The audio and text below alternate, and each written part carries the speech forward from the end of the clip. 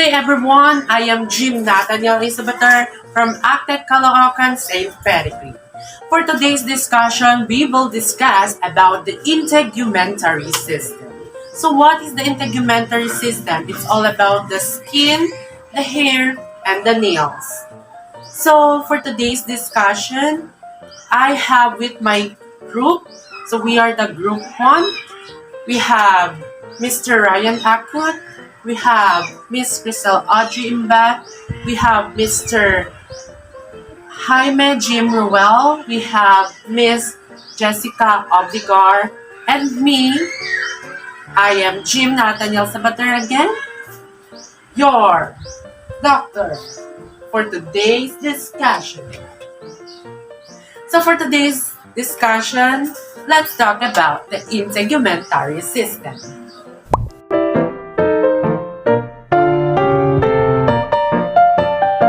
What changes can you see in the human integumentary system as it ages?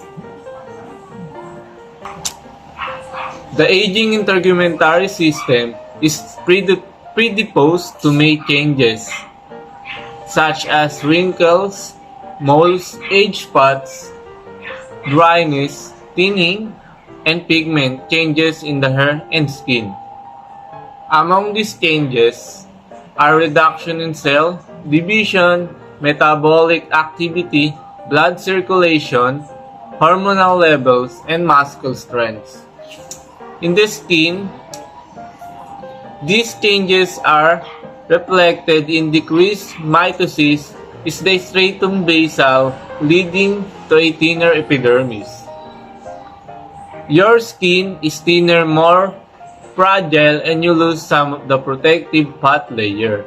You also may be less able to sense touch, pressure, vibration, heat and cold. Rubbing or pulling on the skin can cause skin tears, fragile blood vessels can break easily.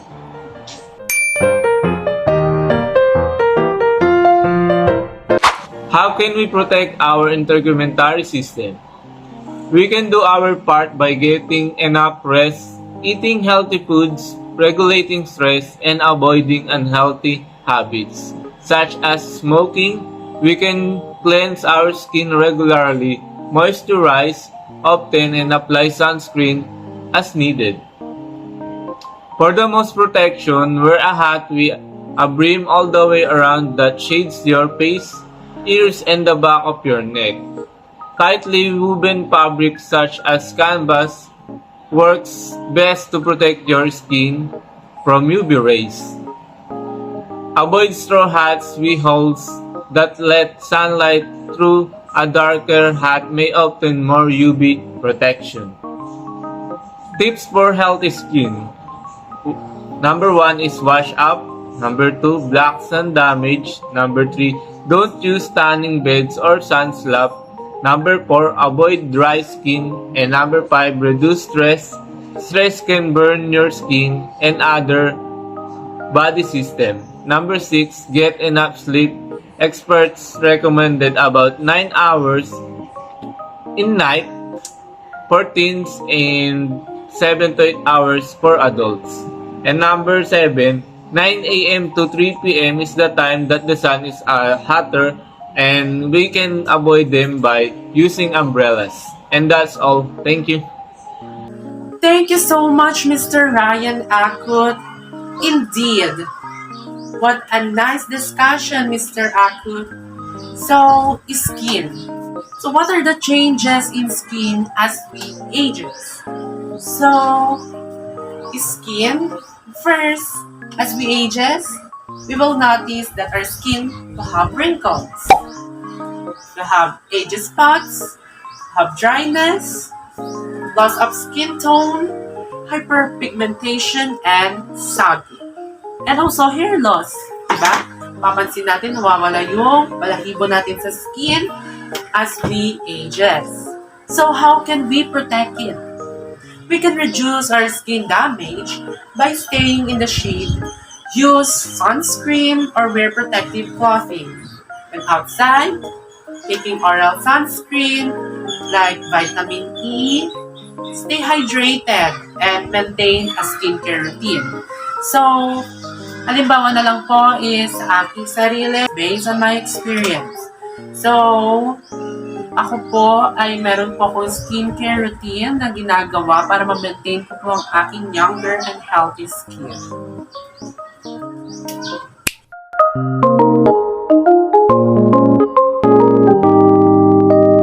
So what changes can we see in a person's hair as we age? The texture of our hair can change and it can become thinner. Some people may experience hair loss. So the first change that we can see is weathered hair.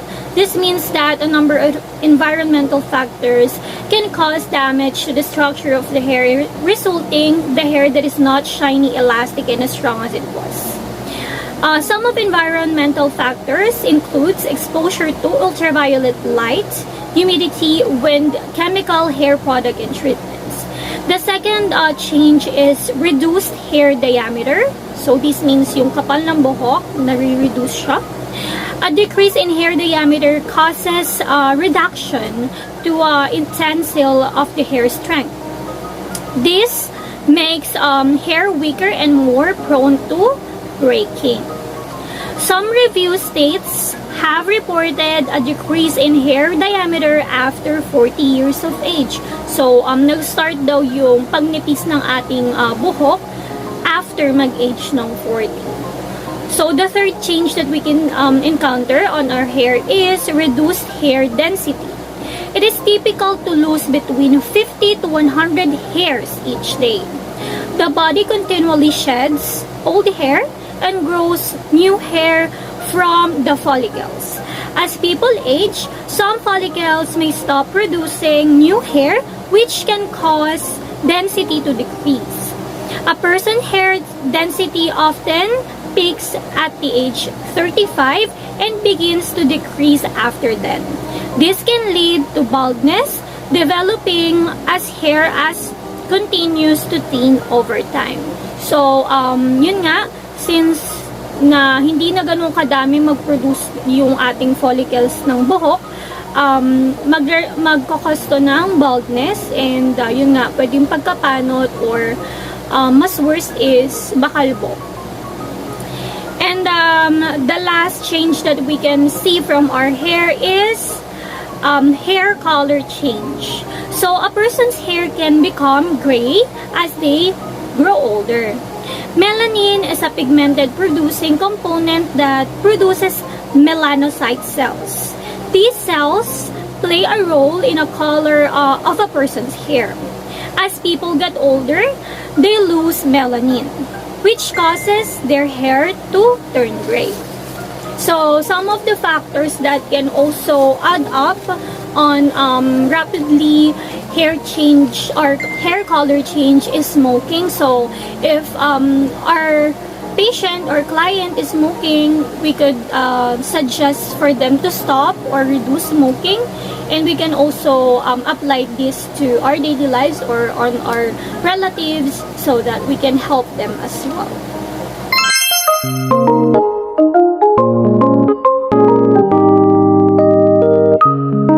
So, can changes be prevented? The texture of hair changes naturally as a person ages. So, this means hindi natin mapipigilan, pero may magagawa tayo para hindi ganon kabilis yung pag-change ng texture ng ating buhok. So, a person can also help to protect hair in number of ways. This includes preventing exposure to UV light, humidity and wind, chemical in hair products. So, yun nga, yung pagpapakulay ng buhok, hindi rin siya advisable kung gusto nating alagaan yung buhok natin. And kung gagamit tayo ng mga shampoo and conditioner, might as well yung mga may organic sila. So, washing their hair, the recommended amount of shampoo. So, hindi porke meron kang maraming shampoo or yung isang buong sachet ng shampoo na yung gagamitin mo, may recommended amount pa din yun para sa ating mga buhok. Conditioning hair after shampooing. And some of the hair care tips can also reduce a chance of hair damage over time, which is frequently washing oily hair. So yun nga, yung palaging paghuhugas ng buhok, and concentrate on the scalp when shampooing. So it is well recommended for you to massage the scalp of your client, as well as if you're going to take a bath, you can massage while shampooing. And you must protect the hair from chemicals. Thank you so much, Miss Crystal Audrey Imbat. So, sabi nga po ni Miss Imbat, as we ages, hair becomes smaller and have less pigment. So, nagiging gray na yung ating mga hair. Nagkakaroon na tayo ng uban. Kaya na nag-umpisa ang ating uban pag tumanda na tayo.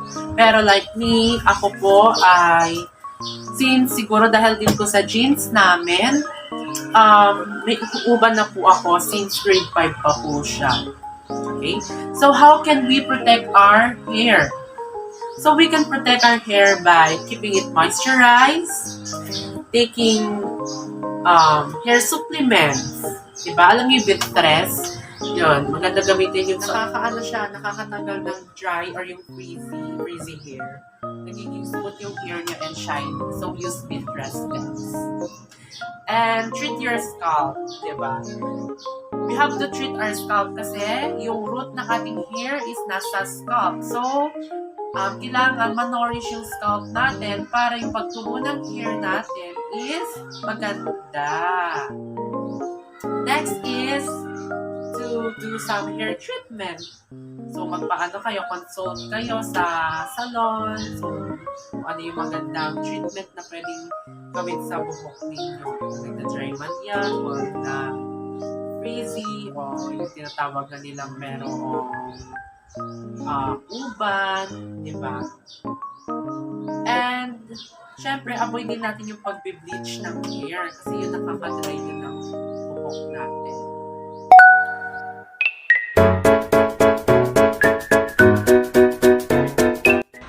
What changes can you see in the human integumentary system as it ages? The nail changes with aging, growing more slowly and becoming dull and brittle. The color may change from translucent to yellow. And opaque nails, especially toenails, may become hard and thick, and ingrown toenails may be more uncommon.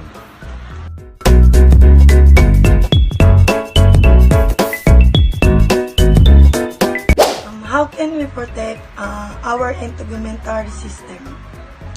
Keep nails clean and dry, cut nails straight across, keep nails shaped and free of snag by peeling with an emery board. Do not bite fingernails or remove the cuticle. Do not use your nail as a tool. Trim toenails regularly.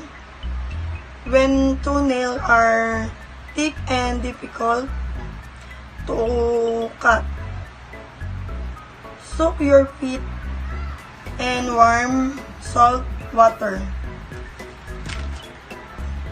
Avoid digging cut ingrown nails, especially if they are infected and sore. Wear shoes that fit properly. Wear flip-flops at the pool and in public showers. Thank you so much, Ms. Jessica Obligar and Mr. Jhim Jaime for that wonderful discussion. So, tama po kayo that our nails as we ages become dull and brittle. Diba, mapapansin po natin yan kapag sa mga matatandang nakikita natin, hawakan natin yung kanilang mga kuko, nagiging dull and brittle siya, diba?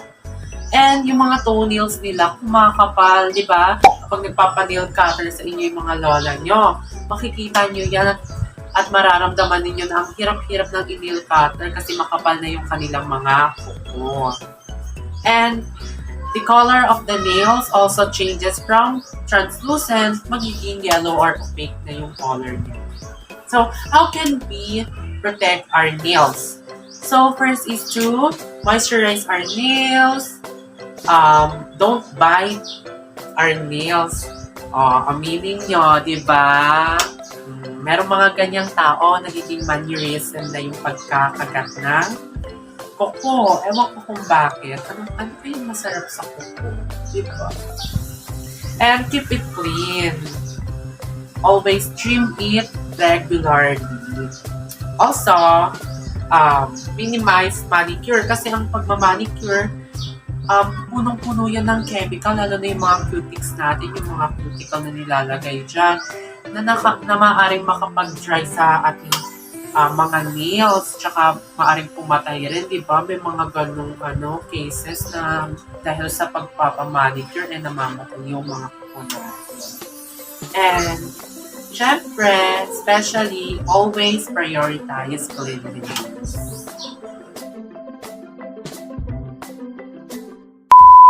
Hope you learned a lot from our discussion. Again, we are the Group 1 from Actic Caloocan St. Peregrine. So, remember, overall, we need to maintain a healthy integumentary system so that our body will become less harmful or less prone from infection and injuries that we might get from our external environment. Skin, hair, and nails is our armor, the first line of defense against viruses, bacteria, and other microbes. So, I encourage everyone to keep and maintain a healthy integumentary system so that we can build a happier life, a happy environment. Hashtag health is wealth. Thank you so much, everyone. Hope you learned a lot from our group, from our discussion. Bye-bye! See you on our next trail.